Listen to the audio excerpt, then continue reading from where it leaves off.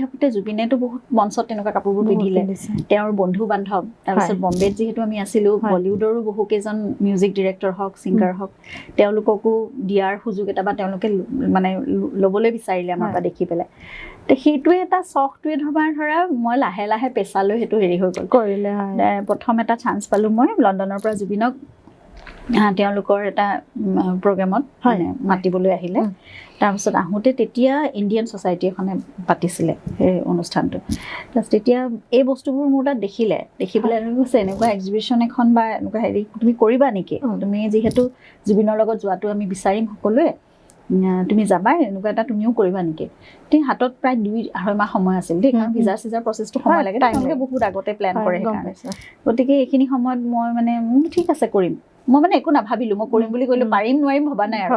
তাৰপিছত সেইখিনি সময়তে সেই তেনেকৈ বহুত কালেকশ্যন বনালোঁ অসমলৈ আহিলোঁ বাঁহৰ বেতৰ এনেকুৱা বস্তুবোৰেদিও জুৱেলাৰী কিবা কিবি অকণমান কৰিলোঁ হেণ্ডলুম হেণ্ডিক্ৰাফ্টৰ মানে বস্তু লৈ গ'লোঁ প্ৰথম এটা লণ্ডন হাউচ অফ কমনছত মোৰ এক্সিবিশ্যন হ'ল সেইটো মোৰ প্ৰথম এজ এ ফেশ্বন ডিজাইনাৰ তাৰপিছত নেক্সট ডে জুবিনৰ যিটো প্ৰগ্ৰেম আছিলে সেইটোত তোমাৰ এক্সিবিশ্যন কাম চেল হ'ল আৰু প্ৰথম যিটো মানে এক্সিবিশ্যন তাতে মই বিক্ৰী কৰিছোঁ আৰু